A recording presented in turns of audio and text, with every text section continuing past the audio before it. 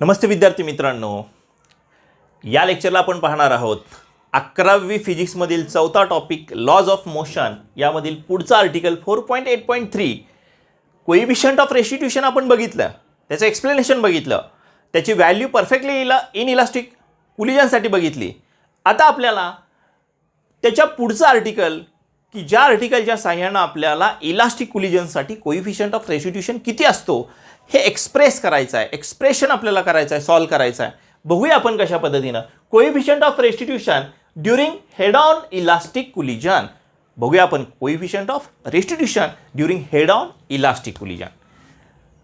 As earlier study, we know that the collision is perfectly or collision is the elastic collision. बऱ्याच वेळेला आपण जसं perfectly inelastic collision म्हणतो तसा आपल्या तोंडातून शब्द जातो परफेक्टली इलास्टिक. पण लक्षात ठेवा, इलास्टिक हे परफेक्टलीच असतं कोलिजन, लक्षात घ्या. त्यामुळे त्या ठिकाणी आपण शब्द असा वापरून चालत नाही परफेक्टली इलास्टिक कोलिजन, हे चुकीचा शब्द आहे.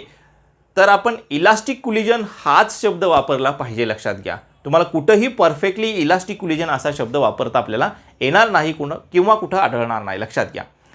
तर इलास्टिक कोलिजन बघूया आपण. इलास्टिक कोलिजनसाठी आपल्याला माहीत आहे total initial momentum which is equal to total final momentum. Okay, त्या पद्धतीनं आपण बघूया.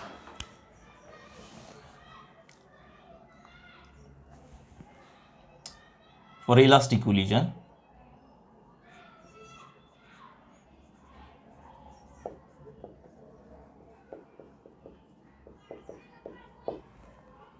total initial momentum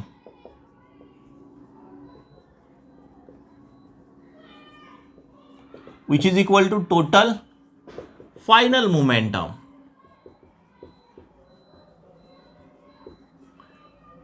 ओके, यालाच आपण according to law of conservation of linear momentum असंही म्हणतो. ओके, यानुसार आपण कसं लिहू शकतो बघा.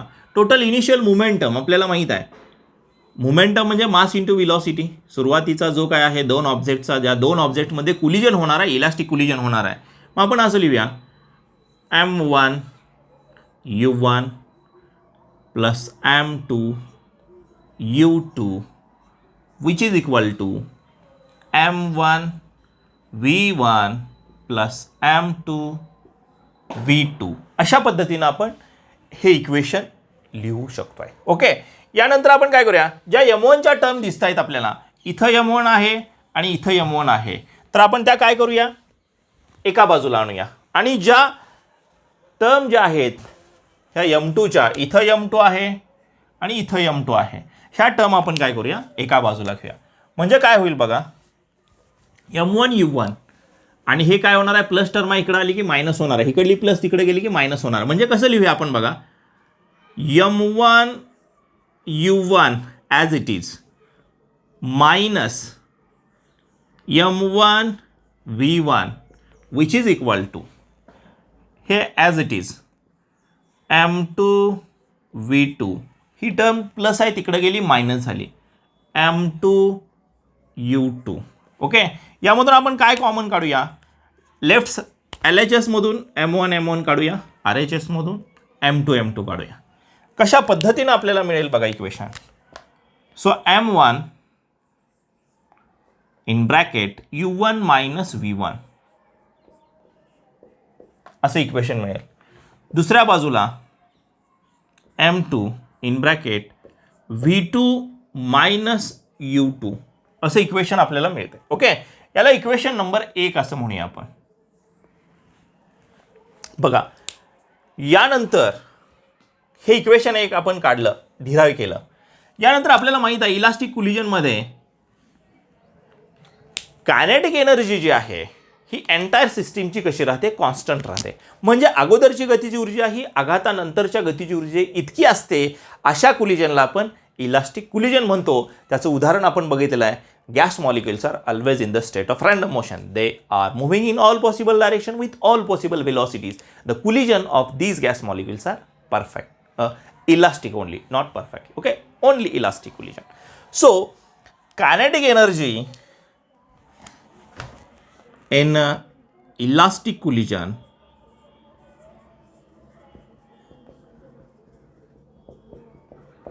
Ke conserve kinetic energy of the body or colliding body is conserved. Okay, मग आता या ठिकाणी आपल्याला फॉर्म्युला लिहिता येईल कायनेटिक एनर्जीचा. काय आपल्याला माहित आहे हो, काय 1/2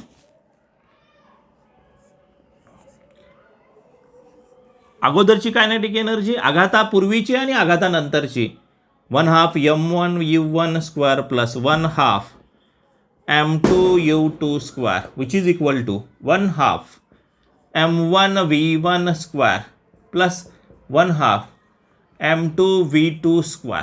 ओके, हे इक्वेशन आपण लिहिलं. हे अगोदरच्या कायनेटिक एनर्जीची बेरीज आहे, म्हणजे टोटल कायनेटिक एनर्जी, आणि ही टोटल कायनेटिक एनर्जी आघातानंतरची असं आपण या ठिकाणी लिहिलं.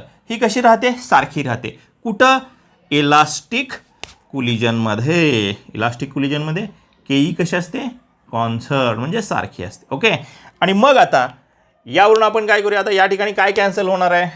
जर आपण 1/2 काढलं, इथून कॉमन काढलं, कॅन्सल कॅन्सल. ज्या काय टर्म राहत आहेत त्या आपण या ठिकाणी वरच्या बाजूला आपण इथं लिहूया. ओके, बघा m1u1 square plus m2u2 square. Okay, बघा m1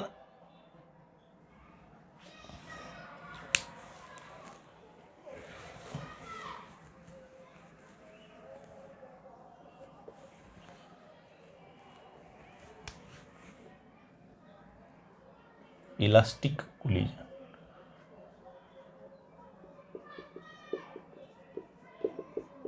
ओके, हे डायरेक्ट आपण वर घेऊया. m1u1 square plus m2u2 square. m1u1 square plus m2u2 square which is equal to m1v1 square plus m2v2 square. m1v1 square plus m2v2 square.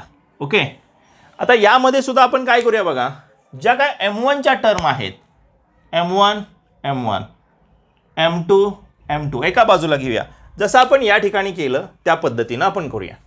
काय होईल बघा, इथं m1u1 square as it is, ही term plus आहे minus होणार आहे.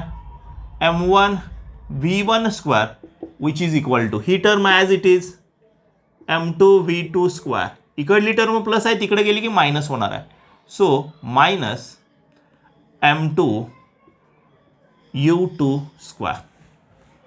बघा यामधून आता आपण काय काढूया, m1 जे आहे m1 कॉमन काढूया, इथून m2 कॉमन काढूया. म्हणजे इक्वेशन आपल्याला कसं लिहिता येईल बघा, m1 कॉमन काढला ब्रॅकेटमध्ये u1 square minus v1 square which is equal to, इथून कॉमन आपण m2 काढला, v2 square minus u1 square, sorry u2 square. Okay, अशा पद्धतीनं आपण इक्वेशन. यानंतर आता आपल्याला या ठिकाणी फोड करायची याची. ब्रॅकेटमध्ये काय आहे बघा, u1 square minus v1 square. दुसऱ्या ब्रॅकेटमध्ये इथं जर बघितलं आपण u2 square minus v2 square minus u2 square. म्हणजे आपल्यासाठी a square minus b square आपल्याला माहीत आहे. a स्क्वेअर मायनस b स्क्वेअरची फोड आपण कशी करतो, एक्सपान्शन कसं करतो, a प्लस b एका ब्रॅकेटमध्ये इंटू a मायनस b. अशा पद्धतीनं आपण या ठिकाणी करूया. कशा पद्धतीनं होईल बघा, m1 काय होणार आहे, याची काय होणार आहे, एक्सपान्शन होणार. म्हणजे बघा एका ब्रॅकेटमध्ये एक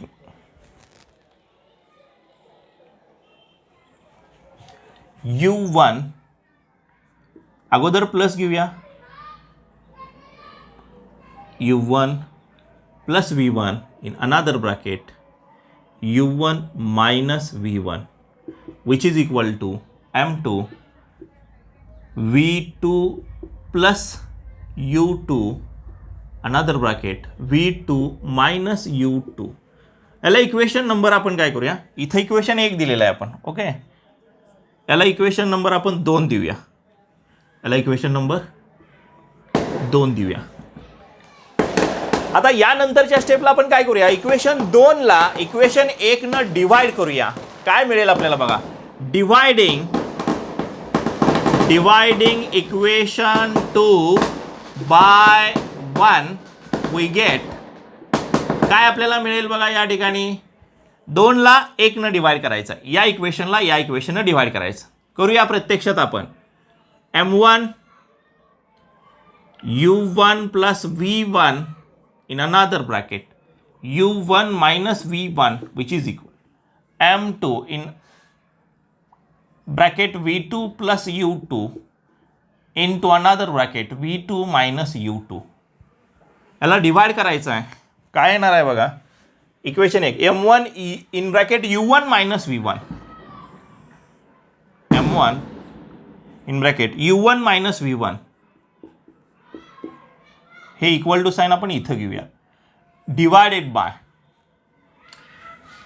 विच इज इक्वल टू काय, m2 v2 m2 in bracket v2 minus u2, m2 in bracket v2 minus u2.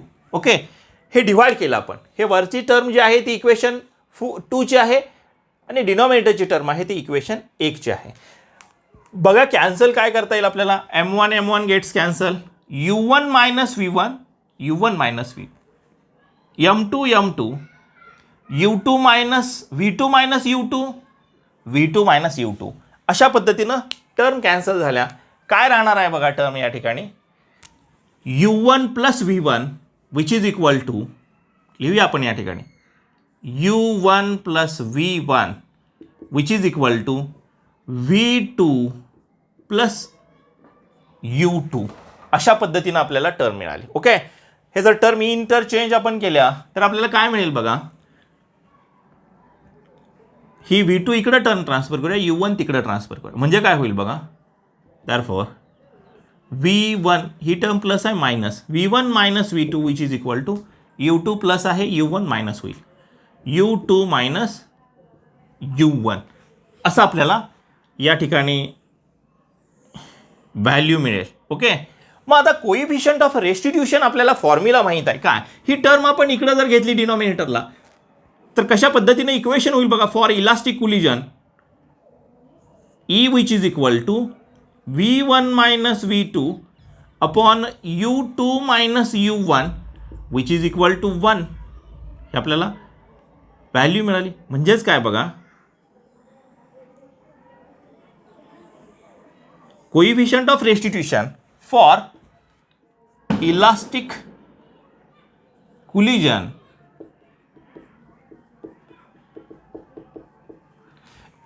E which is equal to 1 आपल्याला मिळालं, E which is equal to 1. अशा पद्धतीनं इलास्टिक कोलिजनसाठी आपल्याला व्हॅल्यू मिळाले 1. इन इलास्टिकसाठी आपल्याला माहित आहे, फॉर इन इलास्टिक कोलिजन काय आहे, इन इलास्टिक कोलिजनसाठी याच्या अगोदरच आपण बघितलंय, for inelastic collision. Okay, for inelastic collision,